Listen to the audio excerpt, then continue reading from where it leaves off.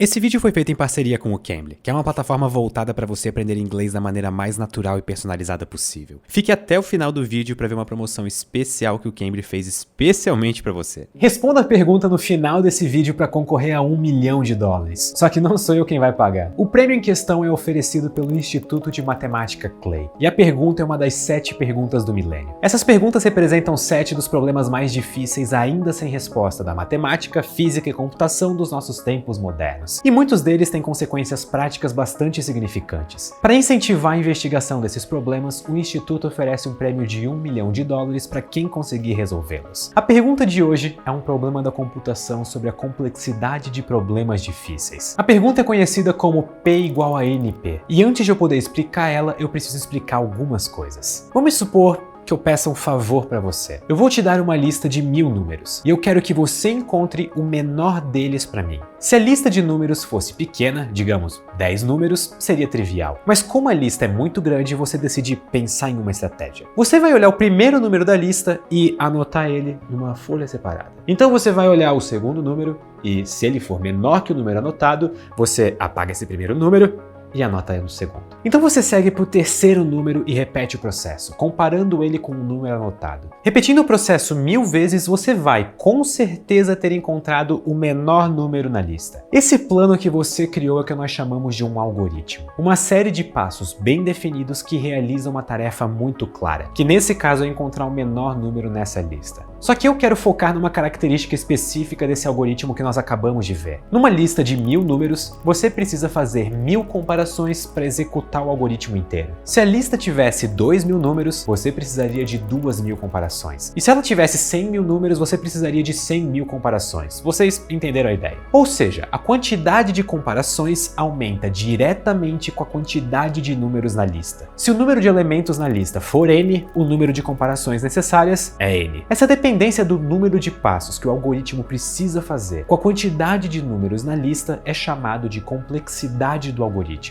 Para esse algoritmo de achar um valor mínimo especificamente, a complexidade é linear, ou seja, se a quantidade de números dobra, é necessário o dobro de passos no algoritmo. Mas esse nem sempre é o caso. Vamos ao segundo exemplo. Ao invés de encontrar o menor número da lista, eu quero que você reordene ela do menor número para o maior. Essa já é uma tarefa bem mais complicada. Então vamos usar uma lista de apenas 10 números fora de ordem. Um jeito de fazer isso é o seguinte: você pega a lista de 10 números desorganizados e repete o algoritmo de achar o menor valor do exemplo anterior. Dessa forma você vai achar o menor dos 10 números, e aí você anota ele como o menor número da nova lista organizada. Agora você foca o resto da lista desorganizada, ignorando esse número já anotado. Sobraram 9 números. Então você repete o algoritmo de achar o mínimo de novo para esses 9 números restantes, anotando o resultado como o segundo menor número da lista organizada. Então você repete para os outros 8 números que sobraram, e daí para os últimos 7, e assim em diante. No fim do processo, você vai ter uma nova lista com os 10 números ordenados. Só que aqui vale uma pergunta interessante. Quantos passos você teve de executar para conseguir fazer isso? Vamos por partes. Você primeiro comparou 10 números no primeiro passo, e no segundo 9 números, e aí 8 números, e depois 7, e assim por diante, até chegar em 1. Ou seja, o número total de passos foi 10 mais 9 mais 8 mais 7 mais 6 mais 5 mais 4 mais 3 mais 1...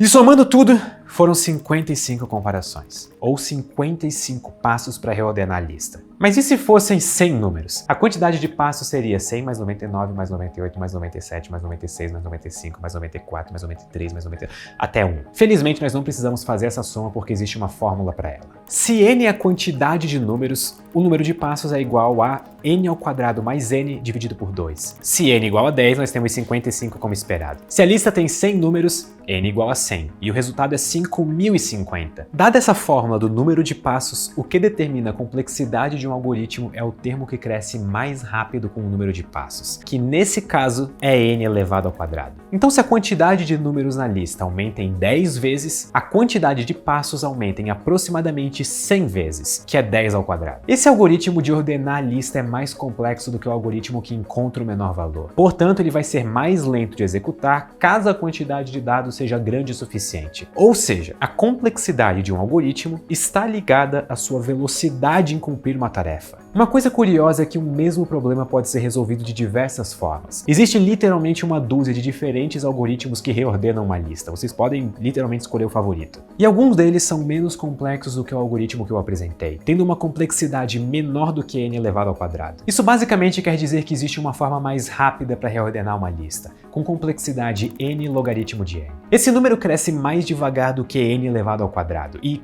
como o logaritmo apareceu aqui é uma longa história. Em resumo, um mesmo problema pode ser resolvido por diferentes algoritmos e nem todos esses algoritmos têm a mesma velocidade de execução ou complexidade. Todos os problemas que podem ser resolvidos por algum algoritmo que tem como complexidade a quantidade de dados n elevado a um outro número, por exemplo, k, formam uma categoria de problemas com solução que nós chamamos de polinomial. Não se preocupem tanto com o nome e sim com o que isso quer dizer. É um n elevado a alguma coisa. Ou seja, problemas que podem ser resolvidos por algoritmos de complexidade n, n ao quadrado, n ao cubo e assim por diante. Isso é o que nós chamamos de solução polinomial. Nós chamamos o conjunto de todos esses problemas pela letra P.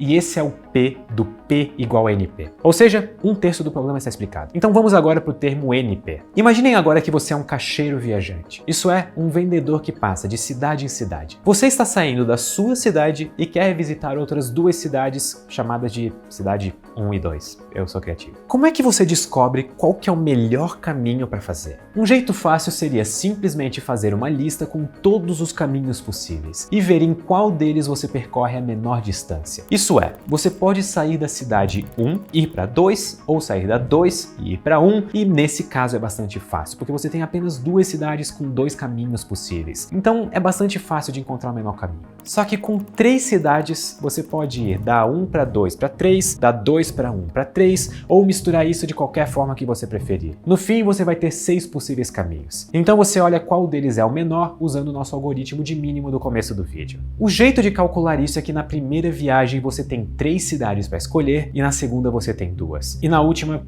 só tem uma. Multiplicando todas as escolhas, você tem 3 vezes 2 vezes 1, que é igual a 6 cidades. Essa operação de multiplicar todos os números maiores do que o zero antes de 3 é chamado de um fatorial. E é escrito com um 3 seguido de uma exclamação. E é pronunciado 3! Brincadeira, é pronunciado 3 fatorial mesmo. A exclamação é só o símbolo. Se forem 5 cidades, o número de escolhas é 5 fatorial, ou 5 vezes 4 vezes 3 vezes 2 vezes 1, que é 120. Com 7 cidades, o número de possibilidades já aumenta para mais de 5.000. E se o seu objetivo fosse visitar todas as 26 capitais do Brasil mais o Distrito Federal, o número de possíveis ordens a qual você pode fazer isso é 10 elevado a 28. Isso é um 1 com 28 zeros atrás. E nós estamos falando de menos de 30 cidades. Usando esse algoritmo para listar possíveis caminhos, o número de caminhos aumenta muito rapidamente, mais do que uma exponencial. Mesmo um computador teria dificuldade em encontrar o melhor caminho numa situação dessas. Certo? Mas já vimos que o mesmo problema pode ter outra solução mais rápida. Então a nossa solução simples não é nada fácil. Será que existe alguma solução rápida para o problema do caixeiro viajante? E a resposta é que atualmente não existe uma solução rápida para esse problema. Todas as soluções para ele têm basicamente uma complexidade exponencial. Isso é, crescem muito rapidamente com o número de cidades. Outra forma de falar isso é dizer que não existe um algoritmo com complexidade da forma n elevado a k que resolve o problema. E isso é importante porque algoritmos polinomiais, o P da expressão P igual a NP, são muito mais rápidos do que algoritmos não polinomiais, o NP da expressão P igual a NP. Problemas como esse do caixeiro viajante, que não tem solução de complexidade polinomial conhecida, formam um outro conjunto de problemas denotado como NP, de não polinomial. Todo problema polinomial também é NP, porque nós podemos simplesmente escrever um algoritmo bem péssimo para resolver eles e transformar um algoritmo rápido em um algoritmo de complexidade exponencial. Mas a pergunta de $1 milhão é justamente a oposta. Ou seja, será que existe um algoritmo rápido, ou seja, polinomial, para resolver o problema do caixeiro viajante e outros problemas similares? Será que todos os problemas NP sem soluções rápidas não são secretamente P? Será que o conjunto P e o conjunto NP são o mesmo? Ou seja, P igual a NP? Achar um algoritmo super lento, da forma N em 1 milhão, seria um avanço drástico, e que talvez pague quem conseguir ele com $1 milhão. E essa é justamente a pergunta em aberto. Será que para todo problema complexo, de complexidade não polinomial, NP, existe um algoritmo rápido para resolver ele, que seja de complexidade polinomial, P? A resposta para essa pergunta tem implicações bastante profundas. Se sim, isso significa que nós, como humanos, estamos falhando em entender algo muito importante sobre como criar algoritmos. Se P for igual a NP, isso significa que todos os algoritmos de criptografia que protegem os nossos dados na internet podem ser facilmente quebrados por esse algoritmo rápido que ainda não foi encontrado. Só que, por outro lado, problemas como o do caixeiro viajante têm aplicações no mundo real. São variações desse problema que determinam o tráfego de bens e pessoas ao redor do mundo. E achar um algoritmo computacional viável para otimizar isso poderia revolucionar completamente a logística por trás do transporte de cargas e pessoas. Outra área que se beneficiaria imensamente se P fosse igual a NP é a medicina e a biologia. Proteínas são compostos biológicos essenciais tanto para nós como animais, como para a produção de remédios e compostos químicos. Proteínas são grandes cadeias atômicas que se organizam de forma tridimensional. E essa organização tem consequências em como elas funcionam. Deduzir a forma de uma proteína a partir da sua composição molecular é um problema de complexidade NP, não polinomial. A descoberta de um algoritmo rápido para isso seria um avanço drástico na pesquisa por diversos remédios e no entendimento de diversas áreas da biologia. Apesar disso, a maior parte dos pesquisadores aposta que P não é igual a NP. Isso é, existem problemas no mundo que são muito complexos para serem resolvidos de forma rápida. Se esse for o resultado certo, existem poucos benefícios práticos óbvios, mas isso não tornaria o resultado menos impressionante ou importante para o nosso entendimento da computação. A pergunta P igual a NP é basicamente essa: o quão complexo é o mundo em que nós habitamos? Será que existem programas de computador rápidos para quase qualquer problema? Ou será que certas soluções estão ocultas por um mar de complexidades? Se você tiver uma resposta com uma prova do resultado, por favor deixe nos comentários e a gente divide o prêmio do Instituto Clay. Eu, Júlio. Mas sabe o que é muito melhor do que ganhar $1 milhão?